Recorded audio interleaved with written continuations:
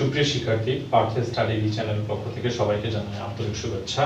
এই পর্যায়ে আমরা অনুপাত সমানুপাত অধ্যায়ের যে 5 নম্বর প্রশ্নটি আছে সেইটা নিয়ে আলোচনা করব। তো আমাদের 5 নম্বর প্রশ্ন ছিল যে তিন বন্ধুর বাড়ি হতে স্কুলে যাওয়ার সময় অনুপাত দিয়েছিল। আমাদের দেওয়া ছিল হচ্ছে 2:3:4 এবং প্রথম বন্ধুর আসলে বাড়ি থেকে স্কুলে যেতে কতটুকু সময় লাগে সেটাও বলে দিয়েছিল 18 মিনিট। এখন বলছে যে আসলে দ্বিতীয় বন্ধু এবং তৃতীয় বন্ধুর যে এদের আসলে বাড়ি থেকে স্কুলে যেতে কতটুকু সময় লাগে এটা বের করতে হবে। তাহলে আমরা আগে ফার্স্টে লিখে নিয়েছি যে তিন বন্ধুর বাড়ি হতে স্কুলে যাওয়ার সময়ের অনুপাত 2:3:4 এবং আমরা বললাম যে প্রথম বন্ধুর বাড়ি হতে স্কুলে যেতে দূরত্ব যেহেতু কত 18 মিনিট এটা দিয়ে আছে, এটা লিখে নেব।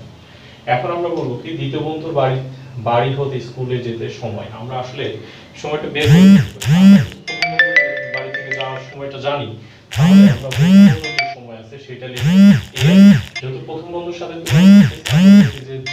যেটা বের করবো করে দিতে হয়, তাহলে দ্বিতীয় বন্ধুর বাড়ি যাওয়ার উপরে দিব। আর হচ্ছে আমাদের এখানে দুইটাকে হচ্ছে প্রথম বন্ধুর অনুপাত যেহেতু 2, এখানে দুইটাকে আমরা নিচে দেব। তাহলে 2 দিয়ে কাটি, 5×18 3×9 27 মিনিট। আবার একইভাবে যদি তৃতীয় বন্ধুটা খেয়াল করি, তৃতীয় বন্ধুর বাড়ি হতে স্কুলে যেতে সময়, তাহলে তৃতীয় বন্ধুর এখানে আসলে আমরা বের করার সময় কি করব, প্রথম বন্ধুর যে সময়টা লাগছিল সেইটা এর আমরা কি করছি যে তৃতীয় বন্ধুর অনুপাতটা কত ছিল 4টাকে উপরে দিছি, আর আমরা যেহেতু প্রথম বন্ধুর সাথে তুলনা করতেছি তাই তার অনুপাত 2টাকে নিচে দিছি। কাটাকুটি করে 2 দিয়ে যদি 18কে ভাগ করি তাহলে 9 4 9 34, তাহলে তৃতীয় বন্ধুর বাড়িতে যেতে সময় লাগবে কত 36 মিনিট। আচ্ছা, এটা গেল আমাদের 5 নম্বর অঙ্কের সমাধান।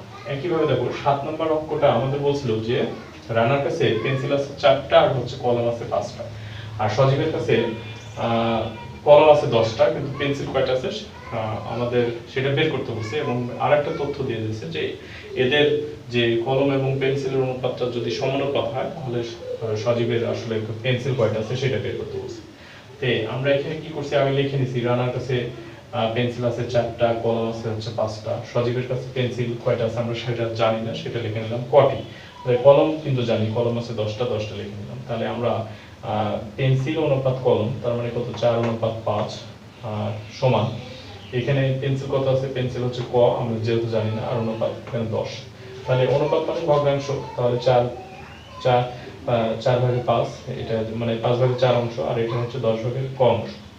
এখন কোনাগুনি গুণ করে দাও, ক দিয়ে 5কে গুণ করলে 5 ক, আর 4 দিয়ে যদি 10কে গুণ করো 4×10 = 40। আমাদের শুধু ক এর মান দরকার, তাহলে বা ক সমান 40কে 5 দিয়ে ভাগ করো 5×8 = 40। তার মানে আমরা বুঝতে পারতেছি যে সজীবের কাছে আসলে কয়টা 8টা পেন্সিল ছিল। তো সুপ্রিয় শিক্ষার্থী, ভিডিওটি যদি ভালো লেগে থাকে তাহলে অবশ্যই ভিডিওটিতে লাইক দিয়ে তোমার বন্ধুদের মাঝে শেয়ার করে, এবং আমার চ্যানেলে নতুন হলে চ্যানেলটি সাবস্ক্রাইব করে পাশে থাকো নতুন ভিডিও পাওয়ার জন্য। ধন্যবাদ।